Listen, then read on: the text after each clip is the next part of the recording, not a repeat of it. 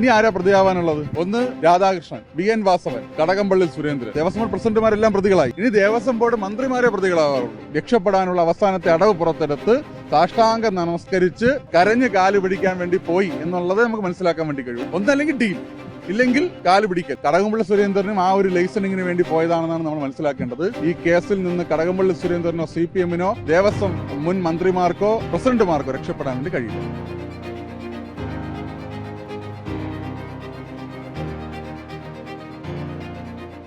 നമസ്കാരം. മുൻ ദേവസ്വം മന്ത്രി കടകംപള്ളി സുരേന്ദ്രൻ ഇന്നലെയാണ് ആഭ്യന്തരമന്ത്രി രമേശ് ചെന്നിത്തലയുമായി കൂടിക്കാഴ്ച നടത്തിയത്. എന്തായാലും കടകംപള്ളി സുരേന്ദ്രൻ രമേശ് ചെന്നിത്തലയെ നേരിൽ കാണാൻ പോയത് സ്വന്തം സ്കൂട്ടർ ഉപയോഗിച്ചുകൊണ്ടാണ്. ശബരിമല സ്വർണ്ണക്കൊള്ള കേസ് നിർണായക ഘട്ടത്തിൽ നിലനിൽക്കുന്ന വേളയിലാണ് ഇത്തരത്തിൽ കടകംപള്ളി സുരേന്ദ്രൻ ആഭ്യന്തരമന്ത്രിയായ രമേശ് ചെന്നിത്തലയെ കണ്ടിരിക്കുന്നത്. ഇതിന് പിന്നാലെ നിരവധി ആരോപണങ്ങളും ദുരൂഹതകളും നിലവിലിപ്പോൾ നിലനിൽക്കുകയാണ്. ഈ ഒരു സാഹചര്യത്തിൽ ഇന്ന് മറുനാടനോട് പ്രതികരിക്കുകയാണ് യുവമോർച്ചയുടെ സംസ്ഥാന ജനറൽ സെക്രട്ടറിയായ ഗോകുൽ ഗോപിനാഥ്. ഈ ശബരിമല സ്വർണ്ണക്കൊള്ള കേസ് നിർണായക ഘട്ടത്തിൽ ഇരിക്കുമ്പോഴാണ് കടകംപള്ളി സുരേന്ദ്രൻ ആഭ്യന്തരമന്ത്രിയെ കാണുന്നത്. നിരവധി ദുരൂഹതകൾ നിലനിൽക്കുന്നുണ്ടോ എന്നുള്ള ചോദ്യമാണ് ആദ്യം. കേരളത്തില് UDF-ഉം LDF-ഉം രാജ്യത്ത് അവർ നടപ്പാക്കുന്ന ഇന്ത്യ മുന്നണിയുടെ എല്ലാ സ്വഭാവ സവിശേഷതകളും പുറത്ത് കാണിച്ചുകൊണ്ടിരിക്കുകയാണ്. നിങ്ങളിപ്പോൾ ഈ പറയുന്ന വിഷയം കടകംപള്ളി സുരേന്ദ്രൻ മുൻ ദേവസ്വം, സഹകരണം, ടൂറിസം ഒക്കെ വകുപ്പ് കൈകാര്യം ചെയ്ത മന്ത്രി, നിലവിലെ ആഭ്യന്തര ജയിൽ വകുപ്പ് മന്ത്രിയെ കണ്ടു എന്ന് പറയുന്നത് ഏത് സാഹചര്യവും പശ്ചാത്തലവുമാണ് നമുക്കറിയാം. നിലവിൽ സംസ്ഥാനത്ത് സ്പെഷ്യൽ ഇൻവെസ്റ്റിഗേഷൻ ടീമിൻ്റെ അന്വേഷണ പരിധിയിലുള്ള ഹൈക്കോടതി നേരിട്ട് നിരീക്ഷിക്കുന്ന നമ്മുടെ ശബരിമല സ്വർണ്ണക്കൊള്ള വിഷയം, ആ വിഷയത്തിനകത്ത് ഒരു ഘട്ടത്തിലും തനിക്ക് പങ്കില്ല എന്ന് പറഞ്ഞ ആളുകളെല്ലാം പ്രതികളായി കഴിഞ്ഞു. ദേവസ്വം ബോർഡ് മുൻ പ്രസിഡന്റ് പത്മകുമാർ പ്രതിയായി, CPM-ന്റെ നേതാവാണ്. അതുപോലെ തന്നെ CPM നിയോഗിച്ച ദേവസ്വം കമ്മീഷണർമാർ പ്രതികളായി കഴിഞ്ഞു. ഏറ്റവും ഒടുവിൽ ഇപ്പോൾ ഇരിക്കുന്ന ദേവസ്വം ബോർഡ് പ്രസിഡന്റിന് മുൻപ് ദേവസ്വം ബോർഡ് പ്രസിഡന്റായിരുന്ന 2025 വരെ ദേവസ്വം ബോർഡ് പ്രസിഡന്റായിരുന്ന PS പ്രശാന്ത് പ്രതിപട്ടികയിലേക്ക് വന്നു കഴിഞ്ഞു. അപ്പോൾ ഇനി ആരാ പ്രതിയാവാനുള്ളത്? ഇനി ആവാനുള്ളത് ഈ ദേവസ്വം ബോർഡ് പ്രസിഡന്റുമാരെല്ലാം പ്രതികളായി. ഇനി ദേവസ്വം ബോർഡ് മന്ത്രിമാരെ പ്രതികളാവാറുള്ളൂ. ആരൊക്കെ പ്രതികളാവാൻ സാധ്യതയുള്ളവർ? ഒന്ന് രാധാകൃഷ്ണൻ, VN വാസവൻ, കടകംപള്ളി സുരേന്ദ്രൻ. ഏറ്റവും കൂടുതൽ കടകംപള്ളി സുരേന്ദ്രനൊപ്പം ദേവസ്വം ബോർഡ് ഭരിച്ച പ്രസിഡന്റുമാരാണ് പ്രതികൾ. അപ്പോൾ സ്വാഭാവികമായിട്ടും കടകംപള്ളിക്ക് മനസ്സിലായി താനും പ്രതിപട്ടികയിലേക്ക് വരാം, അറസ്റ്റ് ചെയ്യപ്പെടാം, ജയിലിൽ കിടക്കാം. അപ്പോൾ നമുക്കെല്ലാം അറിയാം, കേരളത്തിൽ ഏറ്റവും കൂടുതൽ ഫ്ലെക്സിബിലിറ്റി CPM-നകത്തുള്ള ഒരു നേതാവാണ് കടകംപള്ളി സുരേന്ദ്രൻ. കാരണം നമ്മൾ തിരുവനന്തപുരത്തുകാരൻ, നമുക്ക് അദ്ദേഹത്തെ നന്നവണ്ണം അറിയാം. തൻ്റെ കാര്യം നടത്തിയെടുക്കാൻ എന്തിനും മടിക്കാത്ത നേതാവാണ്. അത് എന്താ പറയുക, കാല് പിടിക്കണമെങ്കിൽ കാല് പിടിക്കും, ഭീഷണിപ്പെടുത്തണമെങ്കിൽ ഭീഷണിപ്പെടുത്തും, എന്ത് സമരസപ്പെടലിനും തയ്യാറായ ഒരു നേതാവാണ് കടകംപള്ളി സുരേന്ദ്രൻ. എനിക്ക് തോന്നുന്നു ഒന്നെങ്കിൽ രണ്ട് കാര്യങ്ങളായിരിക്കും കടകംപള്ളിയും രമേശ് ചെന്നിത്തലയും തമ്മിലുള്ള കൂടിക്കാഴ്ചയിൽ സ്വാഭാവികമായിട്ട് നമ്മൾ രാഷ്ട്രീയ വിദ്യാർത്ഥി എന്ന രീതിയിൽ കാണുക. ഒന്ന്, താൻ പ്രതിയാകുന്നു എന്ന് ഉറപ്പ് വന്ന ആള് എല്ലാ കാര്യത്തിലും എന്ന പോലെ UDF-ഉമായി കോൺഗ്രസുമായി ഡീലിന് പോയി, CPM-ന്റെ നേതാവ് എന്ന രീതിയിൽ, മുൻ മന്ത്രി എന്ന രീതിയിൽ. അല്ലെങ്കിൽ അദ്ദേഹത്തിൻ്റെ യഥാർത്ഥ രീതി രക്ഷപ്പെടാനുള്ള അവസാനത്തെ അടവ് പുറത്തെടുത്ത് സാഷ്ടാംഗം നമസ്കരിച്ച് കരഞ്ഞ് കാല് പിടിക്കാൻ വേണ്ടി പോയി എന്നുള്ളത് നമുക്ക് മനസ്സിലാക്കാൻ വേണ്ടി കഴിയും. ഈ രണ്ട് കാര്യത്തിലൊന്നാണ്. ഒന്നല്ലെങ്കിൽ ഡീൽ, ഇല്ലെങ്കിൽ എന്താ പറയുക, കാല് പിടിക്കൽ. ഈ രണ്ടൊന്നും നടന്നിട്ടുണ്ട്. ഈ കാര്യം തന്നെയാണ് കേരളത്തിൽ ഉടനീളം എല്ലാ നയങ്ങളിലും എല്ലാ കാര്യങ്ങളിലും ഈ സർക്കാർ വന്നതിന് ശേഷം നടന്നുകൊണ്ടിരിക്കുന്നത്. ഇതുപോലെ സമാനമാണ് നമ്മുടെ എന്താ പറയുക, മദ്യനയം. LDF സർക്കാർ അവർ കൊണ്ടുവന്ന മദ്യനയം അല്ലെങ്കിൽ മദ്യ നികുതി ഇളവുമായി ബന്ധപ്പെട്ടുള്ള വിഷയം അതേപടി VD സതീശൻ സർക്കാർ നടപ്പാക്കുകയാണ്. അപ്പോൾ അവർ നടപ്പാക്കും, ഇവർ നടപ്പാക്കും, ഒരേ നയം ഒരേ രീതി. അപ്പോൾ ഈ തരത്തിലേക്ക് കടകംപള്ളി സുരേന്ദ്രനും ആ ഒരു ലൈസൻസിങ്ങിന് വേണ്ടി പോയതാണെന്നാണ് നമ്മൾ മനസ്സിലാക്കേണ്ടത്.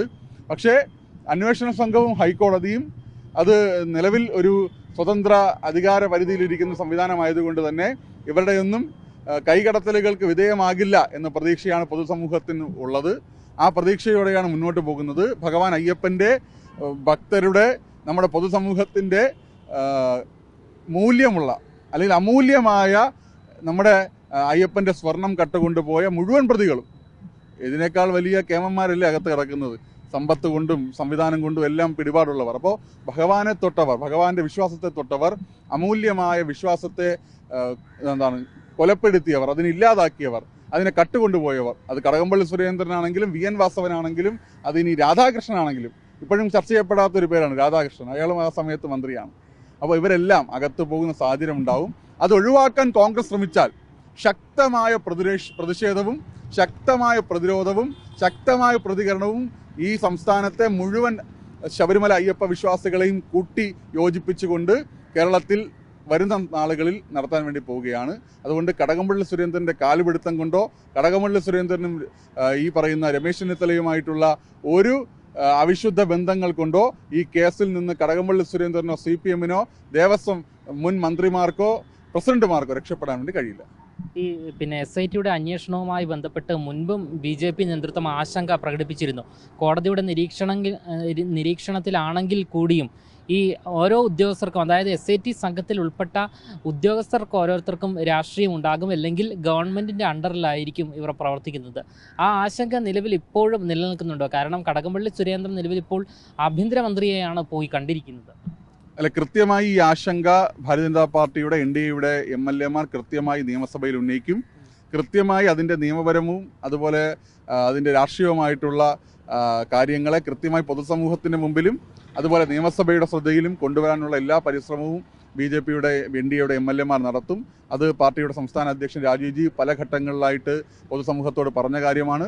അയ്യപ്പനെ കൊള്ളയടിച്ച ഒരാളെയും വെറുതെ വിടില്ല എന്നുള്ളത് ഭാരതീയ ജനതാ പാർട്ടിയുടെയും NDAയുടെയും പ്രഖ്യാപിതമായ രാഷ്ട്രീയവും അതുപോലെ വിശ്വാസപരവുമായിട്ടുള്ള തീരുമാനമാണ്. അതുകൊണ്ട് തന്നെ ഏത് ആശങ്കയെയും നമുക്ക് മറികടന്നുകൊണ്ട് അവസാനത്തെ പ്രതിയെയും അവസാനത്തെ ഈ കൊള്ളയുടെ കാരണക്കാരനെയും അതിന് പങ്കാളിയായവരെയും പുറത്തു കൊണ്ടുവരാനുള്ള നിയമപരവും സാങ്കേതികവും രാഷ്ട്രീയവുമായിട്ടുള്ള ഇടപെടലായിരിക്കും ഭാരതീയ ജനതാ പാർട്ടിയുടെ ഭാഗത്തു നിന്നും നമ്മുടെ MLAമാരുടെ ഭാഗത്തു നിന്നും ഉണ്ടാവുക. മുൻപും ഈ ഒരു ആവശ്യവുമായി ഈ ഒരു കാര്യവുമായി BJP ഉന്നയിച്ചത് CBI അന്വേഷണം വേണം എന്നുള്ളത് തന്നെയാണ്. അതിൽ നിന്നും ഉറച്ചു തന്നെ നിൽക്കുകയാണ്.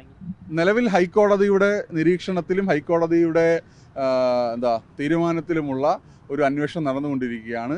ഏതെങ്കിലും ഒരു ഘട്ടത്തിൽ അതിനകത്ത് രാഷ്ട്രീയപരമായിട്ടോ അല്ലെങ്കിൽ പുറത്തു നിന്നുള്ള ഒരു ഇടപെടൽ അനാവശ്യമായി ഉണ്ടാകുന്ന സാഹചര്യം പൊതുവിൽ ശ്രദ്ധയിൽപ്പെട്ടാൽ കൃത്യമായി മുൻപെടുത്ത നിലപാടുകളിലേക്ക് തിരിച്ചു പോകേണ്ടി വരും.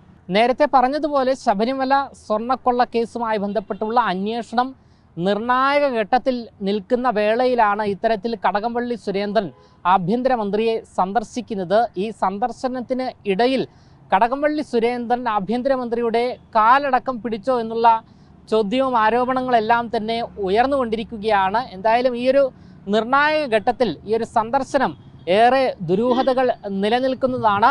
കടകംപള്ളി സുരേന്ദ്രൻ ഈ കൊള്ളക്കേസിൽ പ്രതിയാകാതിരിക്കാനാണോ ഇത്തരത്തിലൊരു സന്ദർശനം നടത്തിയത്? ഇനി കാല് പിടിക്കൽ ഉൾപ്പെടെ നടന്നിരിക്കുന്നോ എന്നുള്ള ചോദ്യവും ഉയർന്നു നിൽക്കുകയാണ്. ക്യാമറമാൻ ആഷിക്കിനൊപ്പം അമൽ രുദ്ര, മറുനാടൻ മലയാളി, തിരുവനന്തപുരം.